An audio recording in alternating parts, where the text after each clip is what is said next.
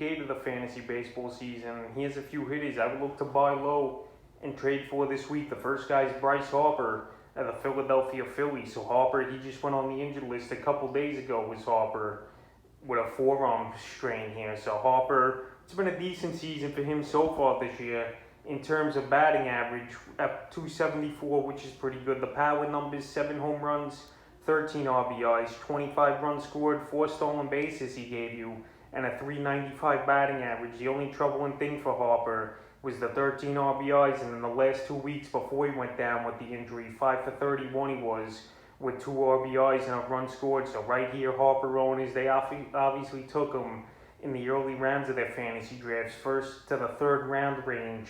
He was going, I saw in a lot of drafts, and now he's been out since May 22nd with the contusion. And to me, he could only be out maybe 10 days, the minimum he could be out, and then he'll come back. So right now, while he's out, this is a perfect time to trade for Harper after he's been in a 2-week slump before he got hurt and before he comes back and he breaks out. Because right here, the batting average is pretty solid in terms of Harper's terms with 275, and the home runs were still at a decent number with 7. So just the RBIs is something he has to get going, and I think he will. Last season, he was a monster in the 2-month season, 13 homers and 33 RBIs. So I think Harper, he'll come back, he'll get things going. But right now, while he's hurt and not playing, obviously, on the injured list, this is a perfect time to trade for him while his value's down. The next hit is Christian Yelich of the Milwaukee Brewers. So Yelich, he's been on the injured list twice this season, and he came back last week, I believe, was Yelich. And so far, it's just been a total struggle for him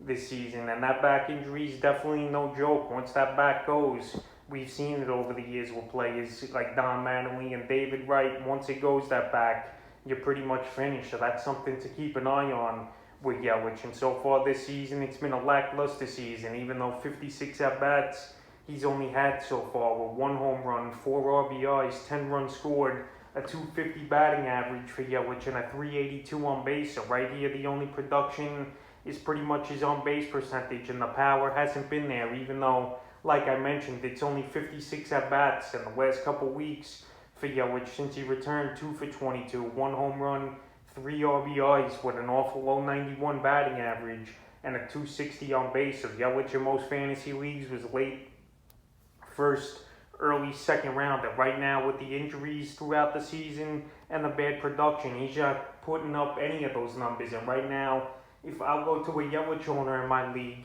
and see if I could get him on the cheap, because once this guy gets healthier and once he gets things going, we know the potential Yelich could have is the former MVP. In the last few games, Yelich, May 23rd at Cincinnati, 2 for 4 with 2 runs scored, a homer and 2 RBIs. May 25th versus San Diego, 0 for 4. And then last night versus San Diego, 0 for 3. So right here, it's been tough sledding for Yelich, like I mentioned, with only 2 hits in his last 7 games. So he's in a totally big slump.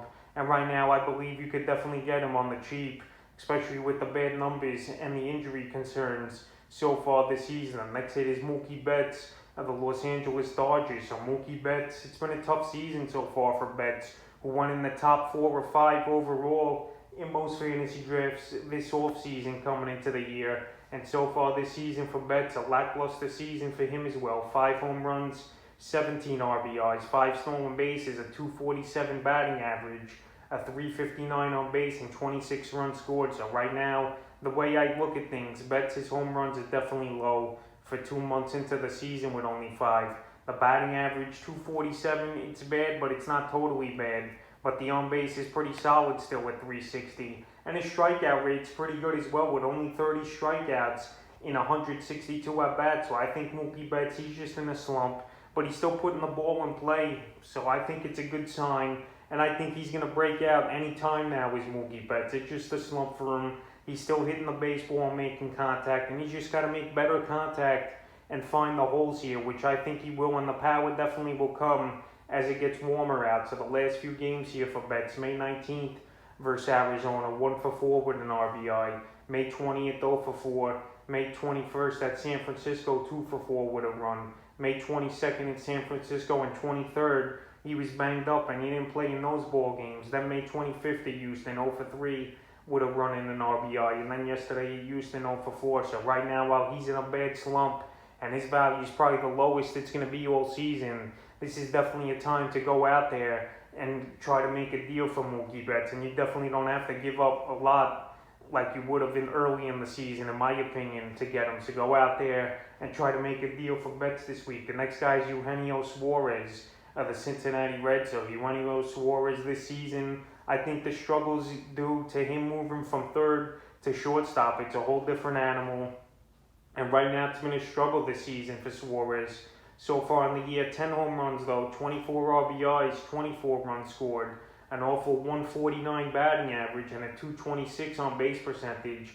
And also he's up there in the league with 65 strikeouts so far in 175 at-bats. So Suarez, he's hitting way under the Mendoza line at 149. But the thing with me is the power is still there for him, so that's a good sign. And he still has a decent on base for a guy hitting 150 with a 226 on base percentage. But the last couple weeks, his numbers have took the dip even more. 6 for 47, 4 home runs, 8 RBIs, a 128 batting average, and a 192 on base. So Suarez, we know he's a top power hitter. We saw it the last couple seasons. We saw it a few seasons ago in 2019 where he hit 49 homers. And he's not going to be a high batting average guy, but right now hitting him 149, he's just going to go up from here in my opinion. And in a few of my leagues, I've seen guys drop him. So right here, if he got dropped in some of your fantasy leagues, you go out there and you get Suarez or you trade for him where you're not going to have to give up much because this guy's still potential to hit 35 or 40 home runs. Even if he finishes the season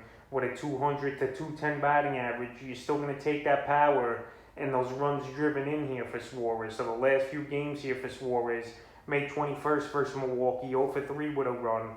May 22nd, 0 for 4 versus the Brewers. May 23rd, 0 for 3 versus the Brewers. May 25th at Washington, where he batted leadoff in that ball game, 1 for 4 with a homer. And then yesterday at Washington, it was a shortened game with a suspension, 0 for 2. But today, I believe they're picking up where they left off in the 5th inning in that ball game. So right now, Suarez, we know he's struggling. But this guy, once he gets things going, especially with the shortstop and third base qualification, he's going to have tons of fantasy value, and right now is the perfect time to go out there and try to make a deal for him. And the 5th and final hitter I will look to buy low and trade for is Jared Kelnick of the Seattle Mariners, so the former top prospect in the Mets system. A few seasons ago, he got traded in a deal for Robbie Cano and Edwin Diaz, and right now I think this deal, when it's all said and done, is going to look way better here for the Seattle Mariners. But so far, Kelnick, he's been up a few weeks here on the season, 8 of 51, 2 home runs, 6 RBIs, 4 runs scored, 157 batting average, and a 218 on base percentage. Kelnick, we saw him tear it up in the minor leagues. I believe he's only 20, 21 years old, so still a very young player, no doubt about it, is Kelnick. But once this guy gets going, he's going to be a monster, I believe, in fantasy baseball. And obviously for this Mariners team, and the Mariners, they were probably surprised that the Mets would offer Kelnick in that deal for an agent Cano and Diaz, who had one big season that year with 57 saves. But anyway, Kelnick, right now some fantasy owners have dropped him in 3% of fantasy leagues, and he's available in 33%. But right now, when he's in a big slump, this is definitely time to get him. And he's only been in the major leagues here for 2 weeks, is Kelnick. So I think he's going to get things going. And we've seen flashes from him. So right now, he's a player I definitely look to target, because I believe by July, this guy's going to get things going in the second half of the season. And he could be a huge factor in fantasy owners winning their leagues. So the last few games for Kelnick, May 23rd at San Diego, he pinched hit in that one 0 for 1. May 24th at Oakland, 1 for 4 with a homer and 2 runs scored. May 25th at Oakland, 2 for 5 with an RBI. And then yesterday, Oakland 0 for 5 with an RBI. So Kelnick, he's batting first for the Seattle team. And he's just going to get things going. The more at-bats he gets, the more experience, the better he's going to get in the major league. So right here, while he's struggling so far out of the gate in the first 2 weeks of him in the major leagues, this is the time to try to make a deal for him before he breaks out and it's too late. So that's a few hitters I would look to buy low and trade for here week 8 of the fantasy baseball season.